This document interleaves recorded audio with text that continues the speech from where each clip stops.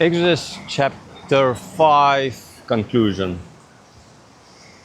This chapter starts off with Moses and Aaron going to Pharaoh to speak with Pharaoh and to just tell Pharaoh that God asked him to go to the wilderness and have a festival, worship him there, bring offerings. Pharaoh claimed then that he doesn't know the God,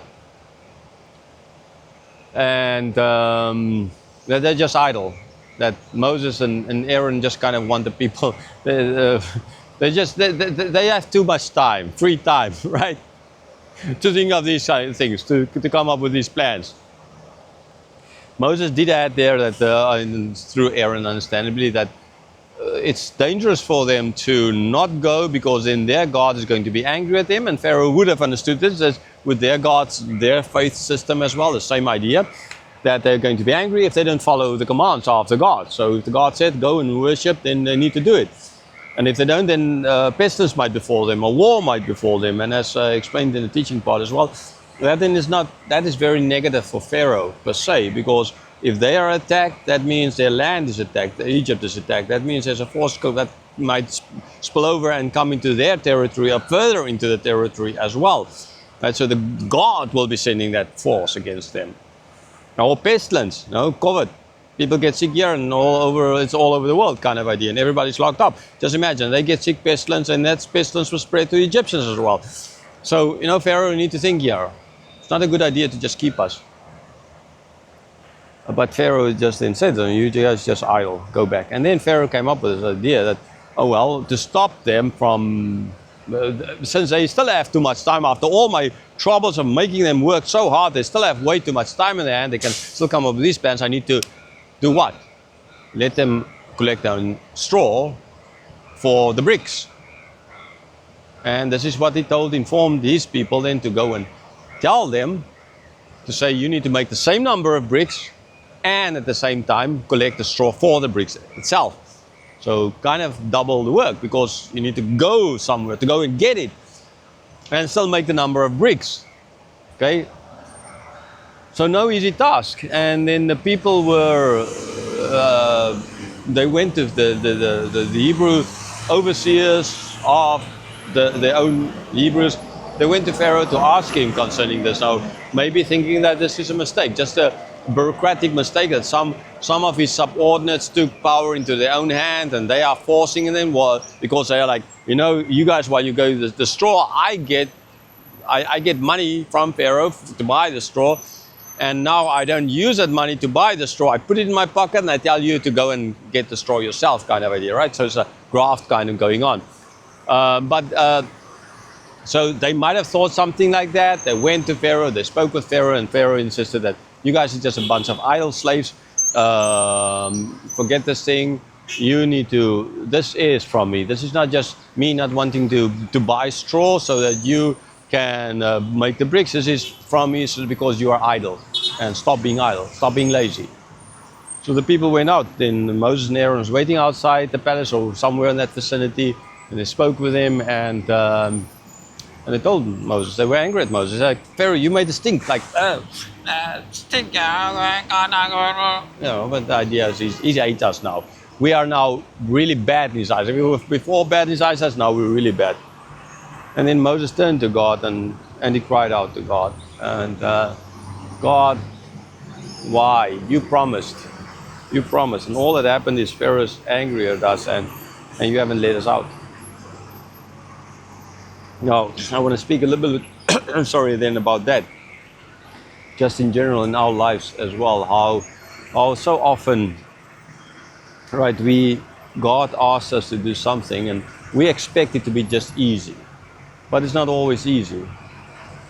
Right, I've been a missionary now for over 30 years. I can tell you before I became a missionary, I read all these books and I was like, thought I'm like this sold for God guy who's going to change the world. I don't think I've changed anything. I'm most likely more disillusioned with everything than anything else. Maybe 30 years of trying so hard but achieving absolutely nothing. I guess I feel a little bit like Isaiah would have felt when God told him there in chapter 6, so you go out and speak with people, but that's your task, but no one is ever going to listen. No, so God gives you a task to do, and you read the books about, before I became a missionary, I read all these books about these missionaries, and I've mentioned in other videos as well.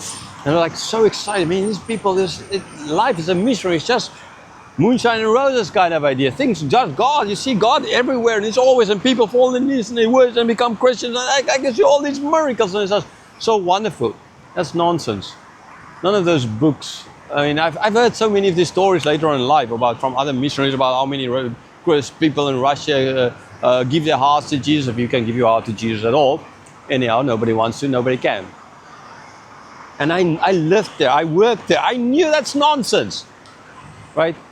And that's kind of the norm, what people go around and then they write these books and they send these photos and the churches support them. They're such great missionaries and such success when that's absolutely results zero. But you know, these guys make millions of dollars, but yeah, right? And then others speaking the truth and standing up for the truth and trying to achieve something there. They need to eat noodles, instant noodles, and can't afford the medical insurance. And just need to pray to God that God will take care of the medicals because they can't even afford to go to a dentist. Right, and again, what I'm getting at is, life is, if you are sent by God, it's like here to Moses, it's not easy. You can get disillusioned so often, more often than not, and ask questions and wonder and fight with God. God, why did you? Why? When God sent me to go to Russia there in 1993, and I went in 94, I was,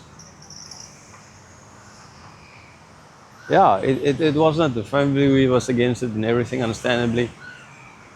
Although we're all Christian, still. And it was hard, it was hell. Russia was going through a lot of difficult times and finding food was always easy and all those things. But some of my family members were massacred in South Africa at that stage as well, and I heard of that, and the church who supported me couldn't support me anymore, and so like nearly telling me like basically come home. And throughout the years, I've asked lots of times these questions and at myself, if I had to make the choice again of going and going onto the mission field and working like this, knowing everything, or just be a computer scientist and sitting in an office somewhere. What would I do? What would I do?